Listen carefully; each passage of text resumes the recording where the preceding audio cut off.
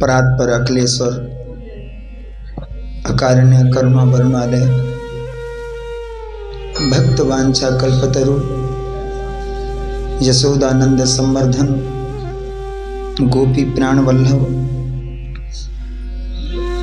मेरे ठाकुर की वांगमयी मूर्ति श्रीमद् भागवत महापुराण की कथा के इस साप्ताहिक पावना अनुष्ठान के आज तृतीय दिवस की कथा में प्रवेश करने के लिए जा रहे हैं।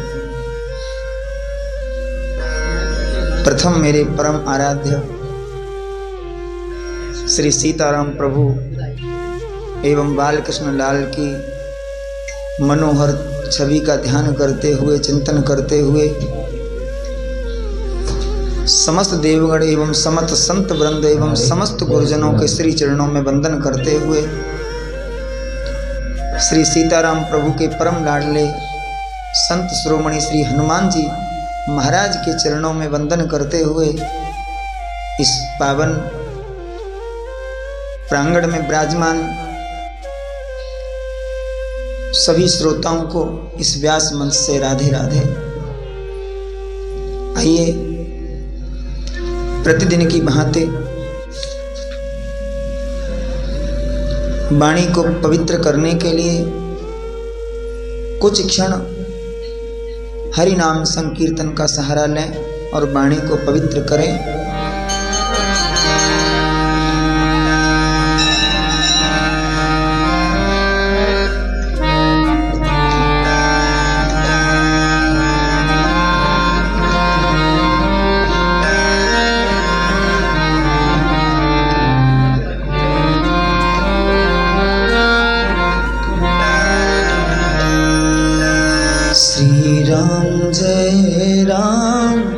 जय जय राम, श्री राम जय राम, जय जय राम, श्री राम।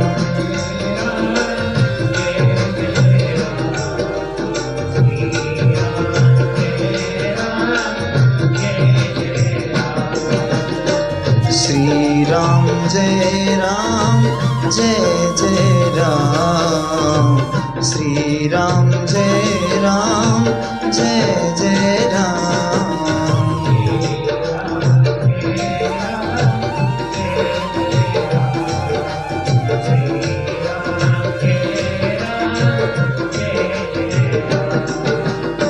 श्री राम जय राम, जय जय राम, श्री राम जय राम, जय जय राम।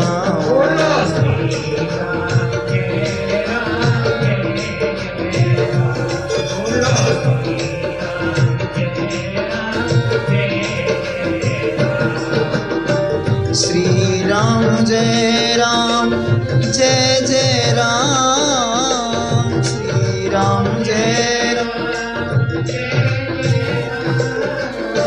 श्री राम जय राम, जय जय राम,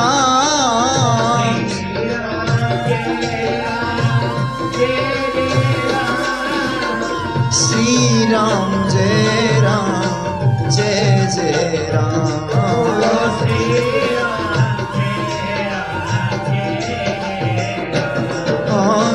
श्री राम जय राम, जय जय राम, श्री राम,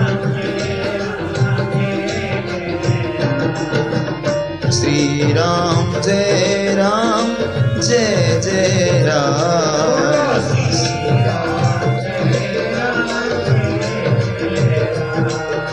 श्री राम जय राम, जय जय राम, श्री राम।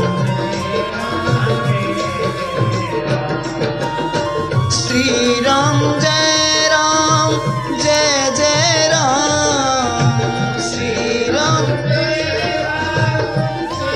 जय जय राम, श्री राम जय राम, जय जय राम,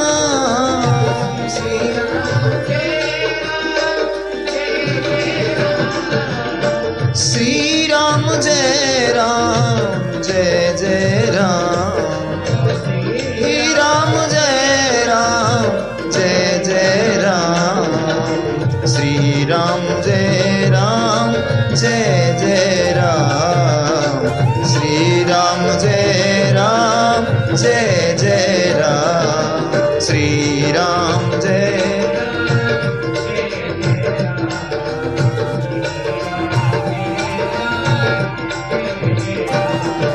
श्री राम जय राम जय जय राम श्री राम जय राम जय जय राम श्री राम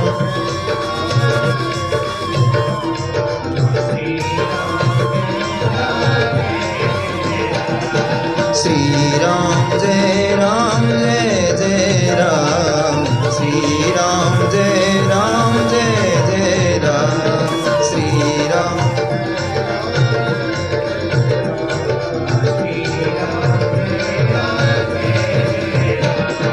श्री राम जय राम जय जय राम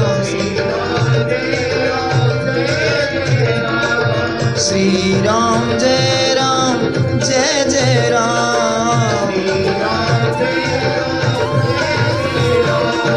श्री राम जय राम जय जय राम श्री राम जय राम जय जय राम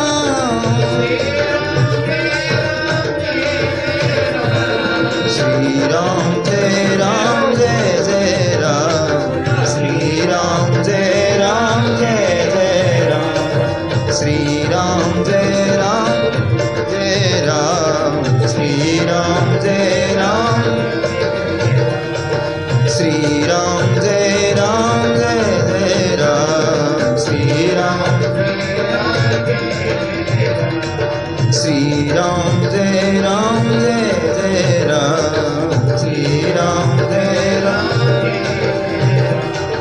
श्री राम जय राम जय जय राम श्री राम जय राम जय जय राम श्री राम जय राम जय जय राम श्री राम जय राम जय जय राम। बोलो राजा रामचंद्र महाराज की, बांके बिहारी लाल की, बोलो हनुमान जी महाराज की, सदगुरुदेव महाराज की जय, राधा रानी सरकार की जय। जय श्री राधे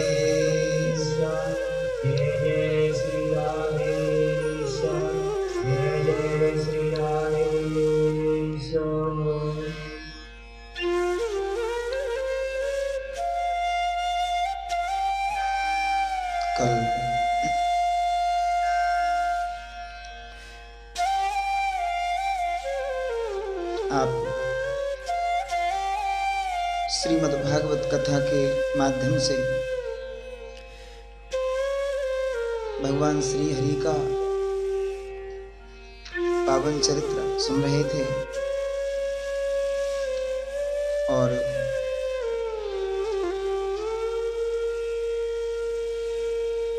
भगवान वेद व्यास जी ने जिस प्रकार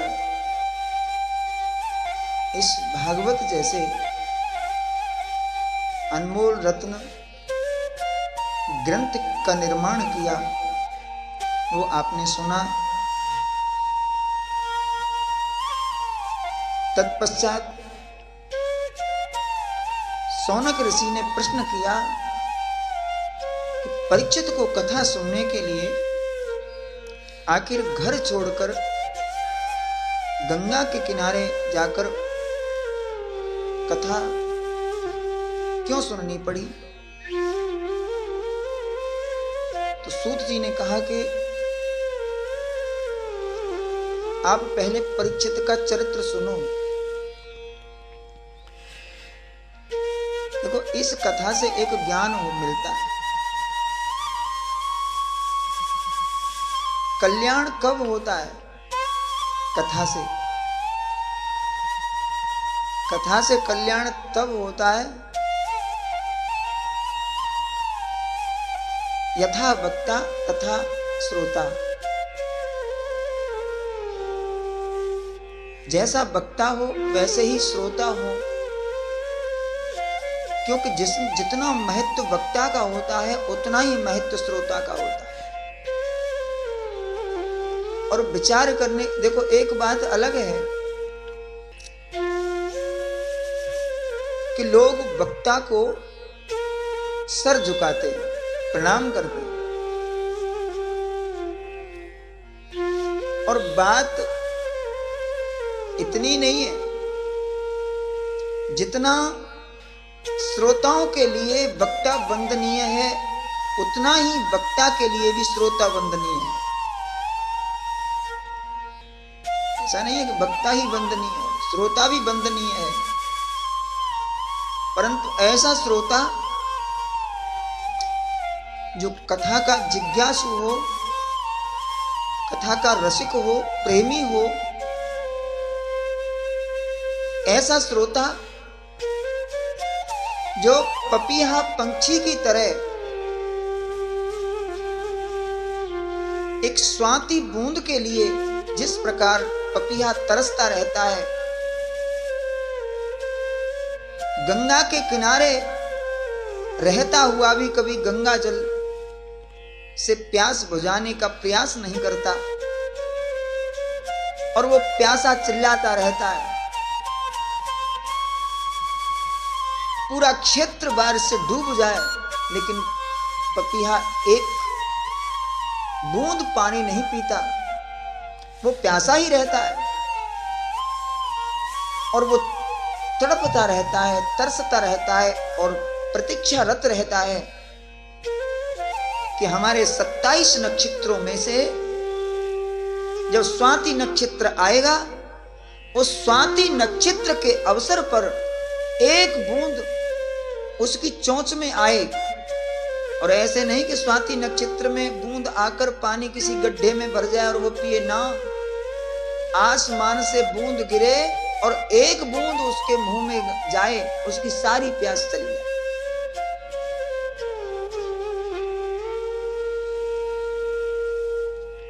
संसार की सारी आशाओं को, इच्छाओं को मारकर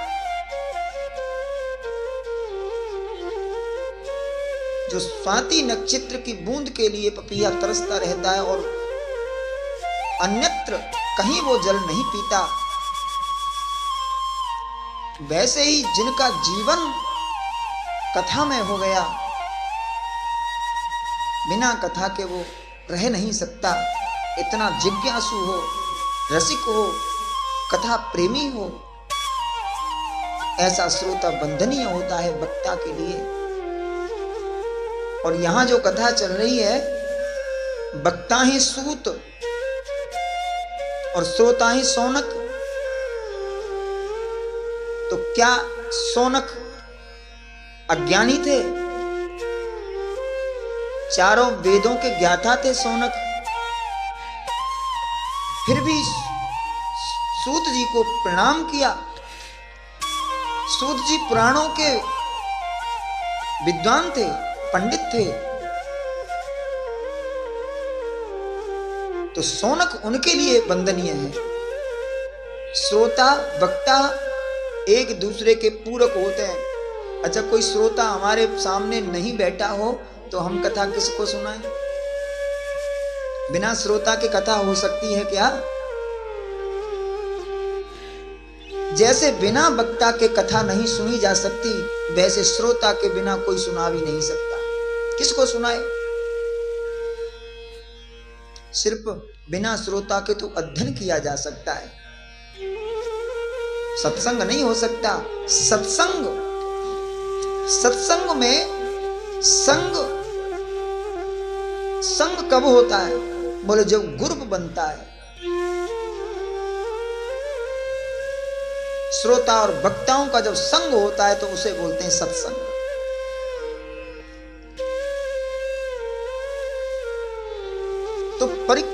तो सूत जी ने कहा कि इस भागवत के मुख्य श्रोता हैं परीक्षित।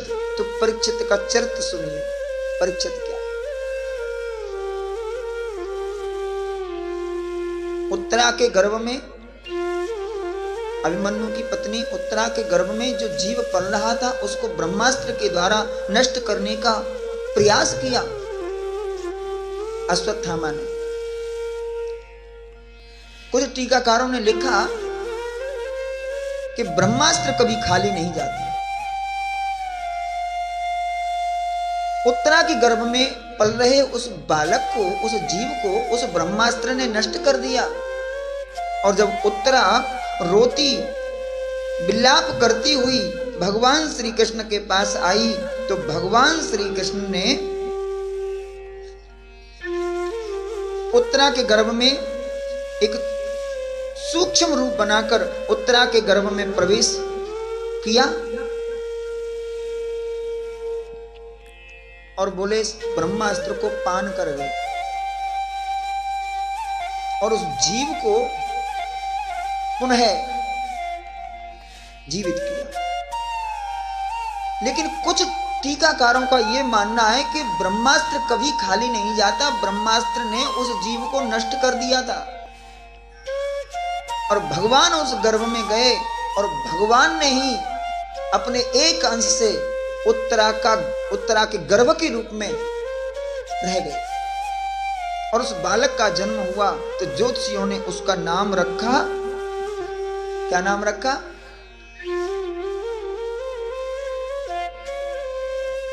पता है? नहीं पता, कल बताया था। उस बालक का नाम रखा विष्णुराज। विष्णुराज, विष्णु माने ईश्वर, ब्रह्म। मानो इस ब्रह्म ने ही इस बालक के रूप में जन्म लिया और ये इस भागवत का मुख्य श्रोता बना। और जो कथा सुना रहे हैं उनका नाम क्या है?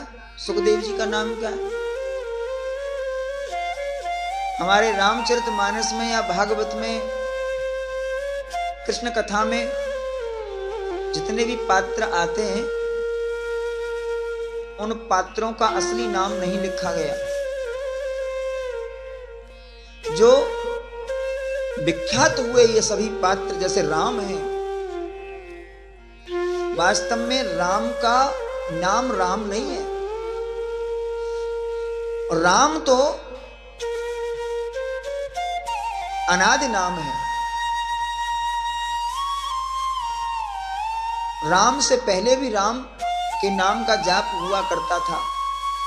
एक हमारे यहाँ वो रसिया होते हैं, तो रसिया में किसी ने एक भजन लिखा, राम से पहले भी होता था राम राम, तो ये राम कौन है और वो राम कौन है? कबीरदास जी ने भी लिखा, बोले एक राम दशरथ का बेटा और एक राम घट घट में लेटा, एक राम का जगत पसारा और एक राम है जग से न्यारा। अब कबीरदास राम के भक्त हैं। अब इस दोहा को सुनकर कुछ विधर्मी लोगों ने इसका अर्थ ही गलत लगा लिया, मूर्खों ने। बोले राम का खंडन किया है। तो किसी मूर्ख ने किसी महात्मा से पूछ लिया, बोले बाबा एक राम दशरथ का बेटा, एक राम घट घट में लेटा, एक राम का जगत पसारा, एक राम सब जग से न्यारा, इनमें कौन है राम तुम्हारा? प्रश्न कर दिया। लोग बड़े बड़े ऐसे प्रश्न लाते हैं उलझाने वाले, बोले ये महात्माओं को उलझाओ। लेकिन ऐसे लोगों पर बहुत ढूंढने के बाद कोई एक आध पॉइंट मिलता है। और महात्माओं को कौन से बच्चों की फीस जमा करनी है? उनको तो यही पढ़ना होता है। तो उनके पास तो असंख्य पॉइंट हैं ऐसे। तो महात्मा ने कहा ठीक है, हम जवाब दे देंगे, कि हमारा राम कौन सा है, पहले तुम हमारी बात का जवाब दो। पूछो, तुम्हारा बाप है? बोले है। बोले एक बाप तेरो,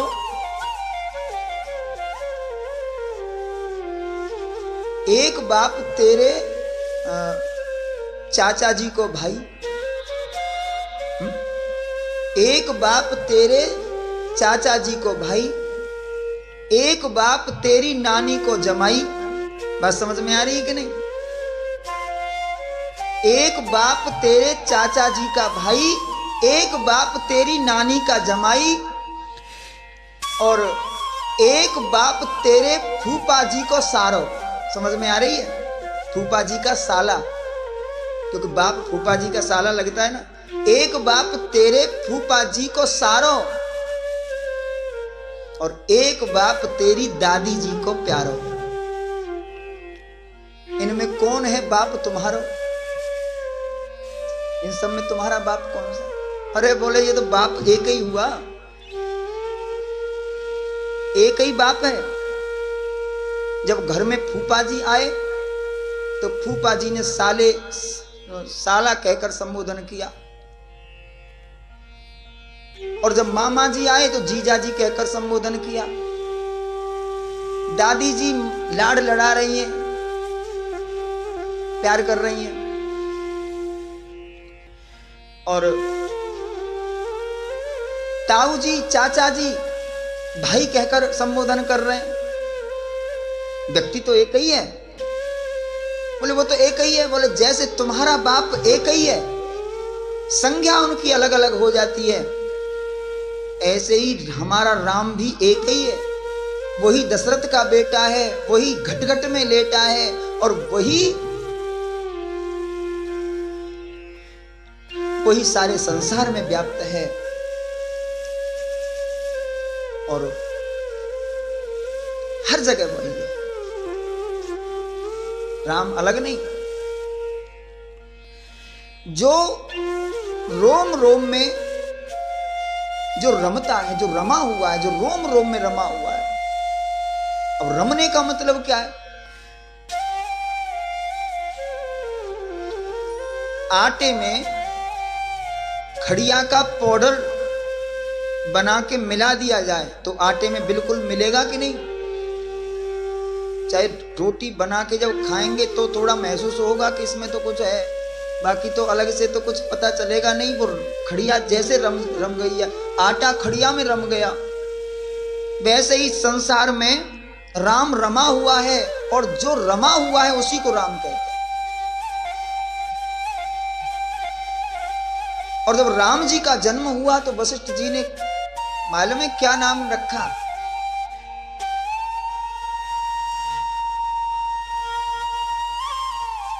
राम जी का असली नाम था हिरण्य। इनके नक्षत्र के अनुसार इनका जो पहला अक्षर, आप सभी जानते हैं कि जो नाम रखा जाता है नक्षत्र में, जो नक्षत्र से अक्षर जो बनता है वो एक अक्षर से नाम बनाते हैं। तो राम जी का पहला अक्षर था ही, ह पर छोटी ई की मात्रा ही, तो वशिष्ठ जी ने उनका नाम रख दिया हिरण्य।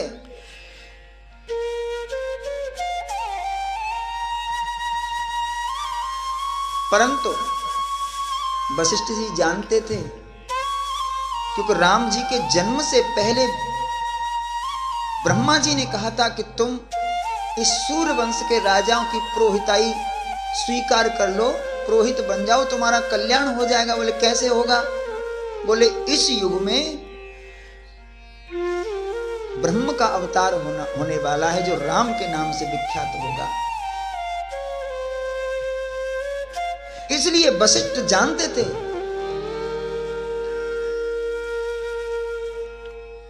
इसलिए उन्होंने नाम रखा राम। बोले ये वास्तव में तो राम ही है, ये रमे हुए हैं, इसलिए इनका नाम राम है। ऐसे ही सुखदेव जी का नाम, पुकारने का नाम सुखदेव हुआ। वास्तव में इनका नाम ब्रह्मरात है और परीक्षित का नाम विष्णुरात है। श्रोता भी भगवान है और वक्ता भी भगवान। और देखा जाए तो जो आप हैं वही हम हैं और जो हम हैं वही आप हैं। कोई अंतर है क्या?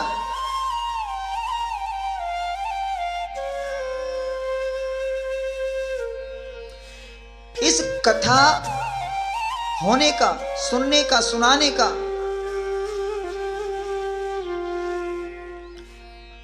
जितना श्रेय वक्ता को होता है उतना ही श्रेय श्रोता को होता है। एक दूसरे के पूरक होते हैं। इसलिए श्रोता कभी कोई छोटा नहीं होता और वक्ता कोई बड़ा नहीं होता, एक समान होता। और आपने सुना होगा सनक सनंदन सनातन सनत कुमार, ये 4 भाई ब्रह्मा जी के मानस पुत्र थे। इनका काम ही सत्संग करना था। और इनका काम क्या था? बोले एक बैठ गए व्यास गद्दी पे और 3 सुन रहे हैं। उन्होंने 2-3 घंटे प्रवचन किया। वो बोले ले अब हम तो बोल लिए, हमारा मसाला तो खत्म हो गया, अब तुम बोलो। फिर वो नीचे उतर के आ गया। उन 3 में से एक बैठ गया। फिर 2-3-4 घंटे उसने प्रवचन किया, हरि चर्चा सुनाई। एक सुनाता और 3 सुनते। इस तरह से निरंतर उनका सत्संग चलता रहता। अब एक ऊपर बैठ के प्रवचन करे, सुनाए, तो क्या मतलब? वो 3 बेकार थे? तीनों ही वक्ता थे। वो चारों ही वक्ता थे और चारों ही श्रोता थे। सत्संग सुनाना ही सत्संग नहीं है, सुनना भी सत्संग है। और जो जितना सुनेगा उतना ही वो वक्ता हो जाएगा। बिना सुने वक्ता भी नहीं बन सकता। यदि आप कहें कि हम शास्त्र पढ़ के और उसको कंठस्थ करके हम वक्ता नहीं, जब तक आप सुनोगे नहीं, क्योंकि पढ़ के तो कोई समझ ही नहीं सकता। शास्त्र की भाषा बड़ी गूढ़ है, इसे आचार्य लोग समझाते हैं। इसलिए कभी ये सोचना ही मूर्खता होगी कि बहुत सुन लिया, बहुत सुन लिया, 20 साल से सुन रहे हैं, 30 साल से सुन रहे हैं, बहुत सुन लिया, अब क्या सुना जाए, बहुत हो गया। और जिसके मन में ये बात आ गई कि बहुत सुन लिया, उसने समझो कि ये मूर्ख है। 30 साल कथा सुनने के बाद भी ये कथा के रस को समझा नहीं, ये पहचान नहीं पाया। या ये कहें कि कथा में रस आने लगे, भजन में रस आने लगे, आनंद आने लगे, तो समझो इसकी बीमारी दूर हो गई। ऐसे बुखार अंदर हो तो भोजन में स्वाद नहीं आता, पानी पीने में स्वाद नहीं आता। और जब पानी पीने में स्वाद आने लगे, खाना स्वादिष्ट लगने लगे, तो समझ लो कि अब हमारे अंदर से जो बुखार के जो वायरस हैं वो नष्ट हो चुके हैं। अब हम ठीक हैं, स्वस्थ हैं। और जिसका मन भजन से दूर भागे, कथा से दूर भागे, उसको समझो कि अभी इसके अंदर बीमारी है, वायरस पड़े। राम कथा जे सुनत अघाई, राम कथा जे सुनत अघाई, राम कथा जे सुनत अघाई, राम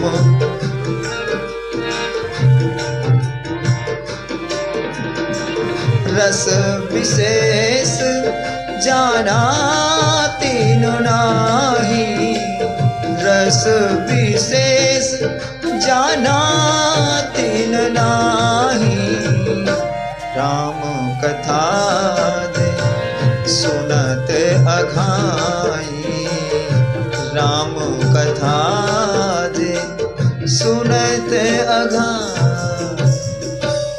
राम कथा सुनकर जो अघा गया, छक गया, वो समझो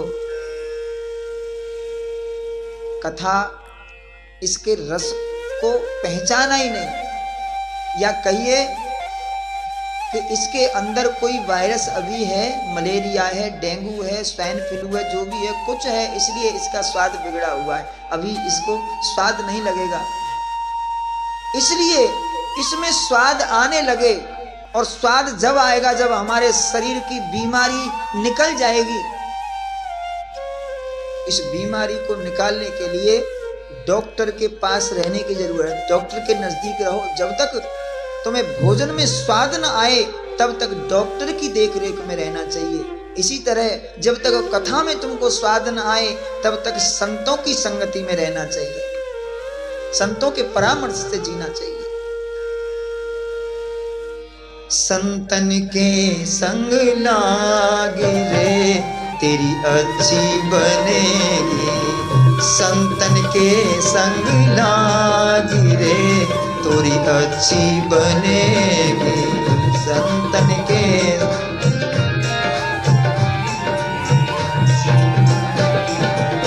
अच्छी बनेगी तोरी बढ़िया बनेगी। अच्छी बनेगी तोरी अच्छी बनेगी तोरी बढ़िया बनेगी। अच्छी बनेगी तोरी संतन के संग भागी रे तेरी अच्छी बनेगी। संतन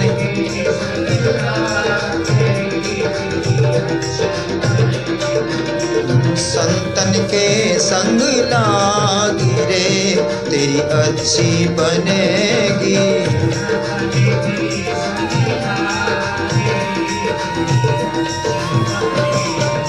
संतन के संग खूब कमाई।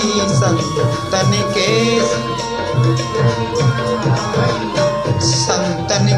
संग खूब कमाई। संतन के खूब कमाई जी खूब कमाई।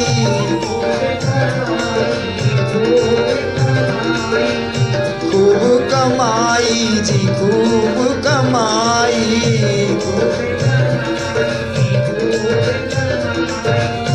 संतन के संग खूब कमाई। संतन के होए तेरो बड़ो भाग रे तोरी अच्छी बनेगी।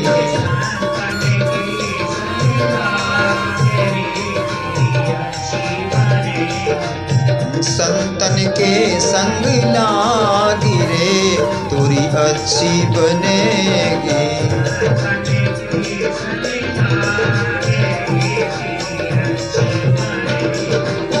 हंसा की गति हंसा जाने।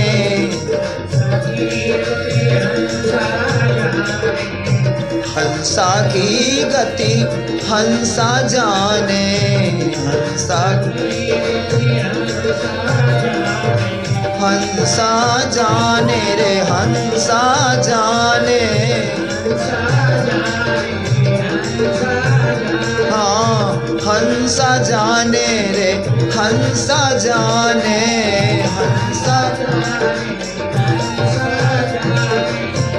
हंसा की गति हंसा जाने। हंसा की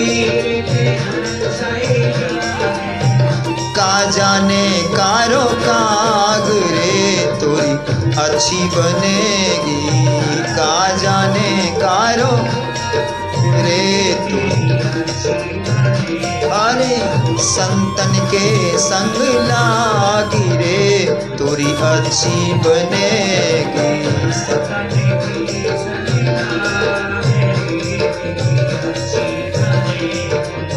मोहनिसा में बहुत दिन सोयो। मोहनिसा बहुत मोहनिसा में बहुत दिन सोयो।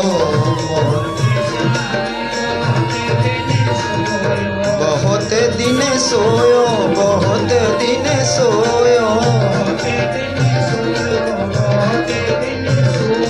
बहुत दिन सोयो, बहुत दिन सोयो,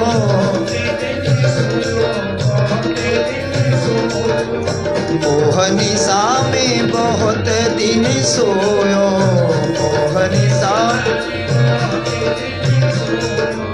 जागी सके तो अब जागी रे, तोरी अच्छी बनेगी, जागी सके तो अरे संतन के संग लागी रे, तोरी अच्छी बनेगी।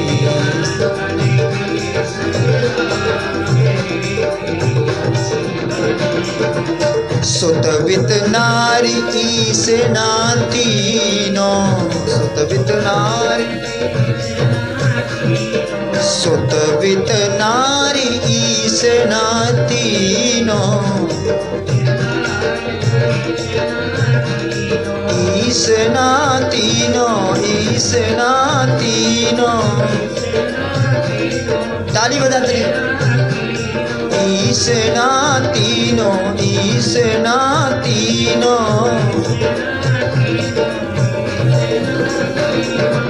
सुतवित नारी ईस नातीनो।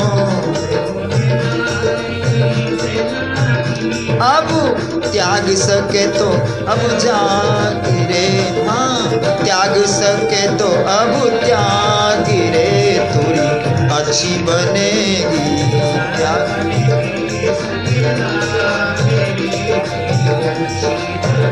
अरे संतन के संग लागी रे, तोरी अच्छी बनेगी।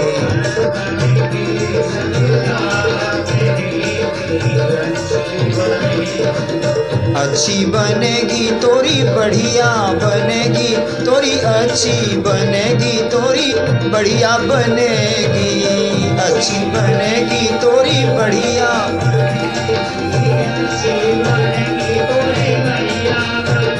अरे संतन के संग लागी रे, तोरी अच्छी बनेगी, संतन के संग लागी।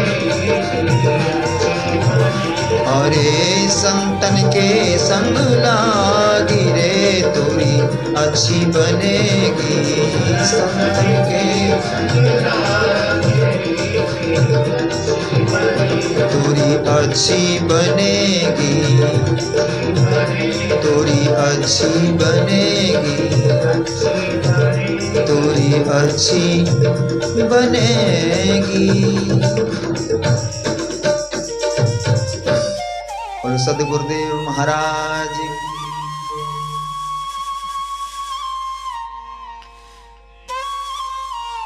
उस बालक का पालन पोषण किया, नामकरण विष्णु रात रखा और ज्योतिषियों ने इसके बारे में भविष्यवाणी करी। महाराज युधिष्ठिर ने भविष्य पूछा इस बालक का, तो ज्योतिषियों ने बताया ये बालक इस पृथ्वी पर अद्भुत है,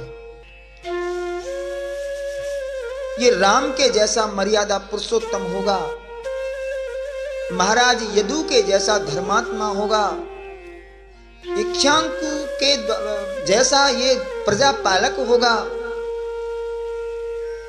अर्जुन के जैसा धनुर्धर होगा, भीम के जैसा बली होगा, आदि आदि उसकी विशेषताओं का वर्णन किया। अंत में कहा, राजन जिस बालक ने तुम्हारे यहां जन्म लिया है, इस जीव आत्मा का आगे कभी दोबारा जन्म नहीं होगा, इस जीव आत्मा का ये अंतिम जन्म है, ये मुक्त हो जाए। युधिष्ठिर बोले और बताओ। बोले और क्या बताएं, इसकी मृत्यु किसी सर्प दंश से होगी, कोई सर्प डसेगा फिर इसकी मृत्यु होगी।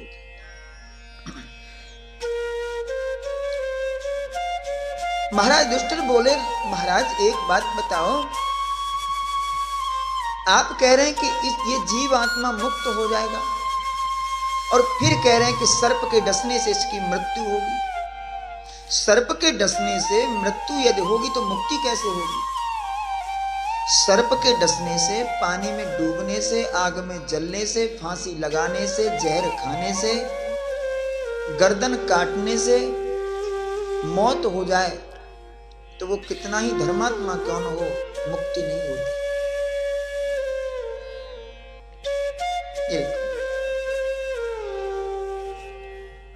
ब्राह्मणों ने कहा, महाराज शरीर छोड़ने से पहले ये मुक्त हो जाएगा। बोले कैसे?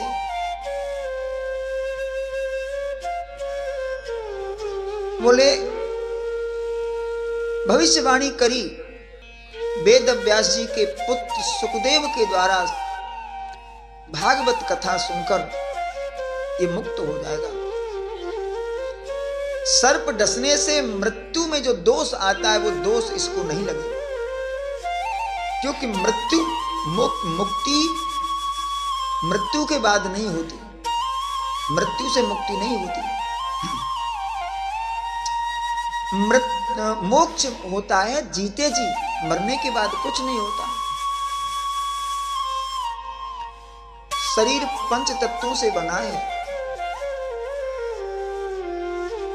तो ये शरीर तो पंच तत्वों में विलीन हो जाता है, तो इस शरीर की मुक्ति नहीं है। और आत्मा सर्वथा मुक्त है, उस आत्मा का कोई बंधन नहीं है, तो फिर आत्मा की मुक्ति की कल्पना ही नहीं करनी। और शरीर कभी मुक्त होता नहीं, ये शरीर तो बंधन में है, रहेगा। यहां हमारे बंधन में है, आगे जब छूटेगा तो ये पांचों तत्व अलग अलग जाके अपने में लय हो जाएंगे, अपने अंशी में, वहां भी ये बंधन में रहेगा। आत्मा मुक्त ही है, उसको बंधन है ही नहीं। तो मुक्ति किसकी होती है? बोले आत्मा के लिए जो कारण शरीर का निर्माण होता है, 24 तत्वों का बना हुआ जो कारण शरीर होता है, उस कारण शरीर का ही बंधन मुक्ति होती है। और इसमें भी मुक्ति और बंधन का कारण होता है हमारा मन। हमारा मन विचार कर ले कि मैं बंधन में हूं, तो बंधन में हैं हम, और मन ने विचार कर लिया हम मुक्त हैं, तो हम मुक्त हैं। ये बंधन और मुक्त, दुख सुख जो भी है, ये मन का विषय है और किसी का विषय नहीं है। बस हमारे मन में आ जाए कि हम बंधन में हैं, तो हम बंधन में हैं।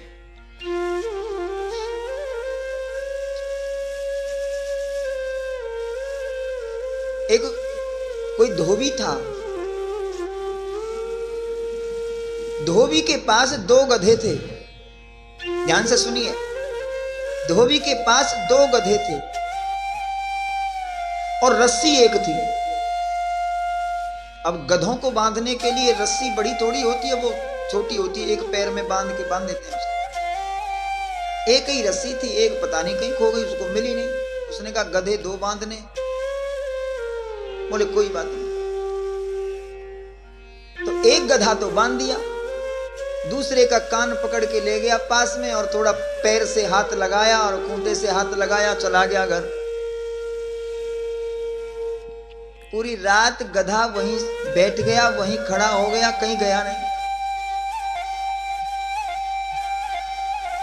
अब उसने वो गधा खोला जो बंधा था, जो खुला था वो तो खड़ा था, जो बंधा था वो खोला। उसने सोचा कि ये तो खुला ही है, अब उसको खोल दिया, तो वो जब खोला तो वो चल दिया, लेकिन जो खुला था वो नहीं गया, गया ही नहीं। अब उसको बहुत आवाज दी, धमकाया, लेकिन वो नहीं जाए, खूंटा छोड़ के, खुला था फिर भी। अब बोले ये गधा को हुआ क्या? तो उसने अपने पिता से कहा, ये गधा को क्या हो गया, यहां से जाता ही नहीं है। वो बोला अभी जाएगा। वो आया और उसके पैर के पास में बैठ के और उसने खोलने का नाटक किया, और जैसे ही उसका पिता खड़ा हुआ, गधा दौड़ने लगा। पुत्र बोला, ये क्या था? बोले ये गधा था, इसको लगा था कि मैं बंधा हूं, और जैसे तुमने झूठ मूठ को बांधा था वैसे ही झूठ मूठ को खोला। ये समझ गया, इसके मन में आया कि मैं मुक्त हो गया, तो ये चल दिया। इसी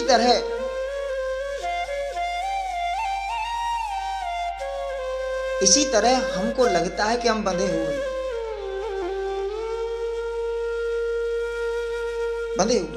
बाकी कोई बंधन नहीं है हमारा।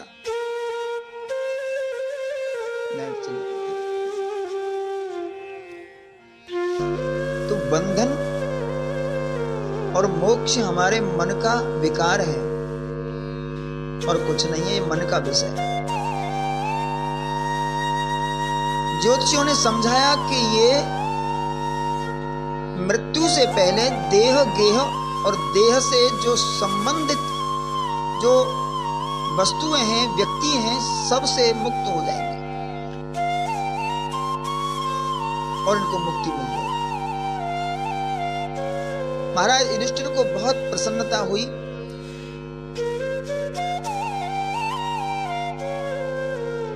और